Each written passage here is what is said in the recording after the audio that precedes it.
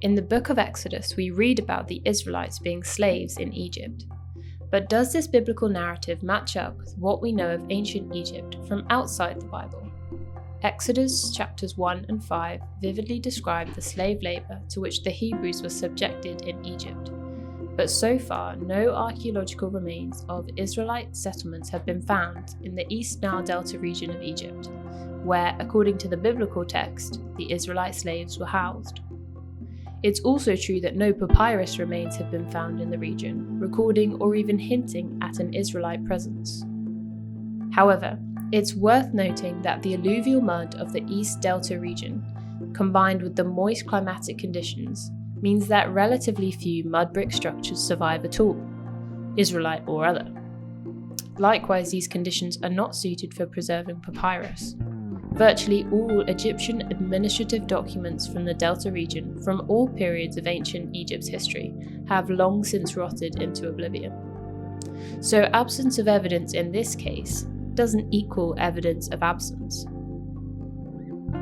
But even so, perhaps we are looking for evidence in the wrong places.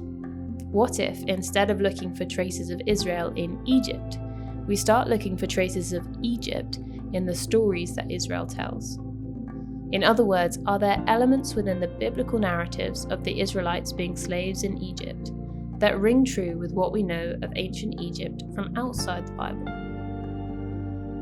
For example, from Egypt's New Kingdom era, roughly 1550 to 1069 BC, we have records of slaves being put to work in the brick fields that match the situation and time period described in Exodus. We have reports of brick quotas and the building purposes to which the bricks were put. We even have a report from an overseer complaining that there is not enough straw in the region for his team to meet their daily quota of bricks. This all matches the situation and time period envisaged in Exodus 1 and 5 perfectly. In Exodus 5:15, for example, it says, "Then the Israelite overseers went and appealed to Pharaoh, 'Why have you treated your servants this way? Your servants are given no straw, yet we are told, make bricks.'" But these written documents aren't the only records we have.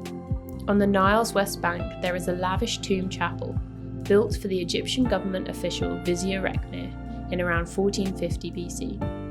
On the walls of the tomb are paintings of slaves at work in Egypt. So how do they compare to the biblical account?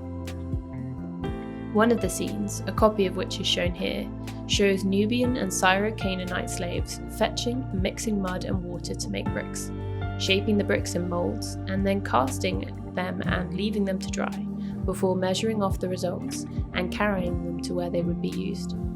All this activity happens under the watchful gaze of rod-wielding overseers.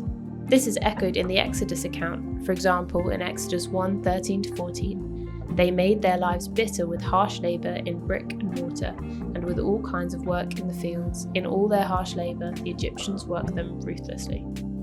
So at least in the matter of bricks and hard service, the biblical text matches with uncanny precision what we know from ancient Egyptian sources that later Israelite scribes could not have had access to.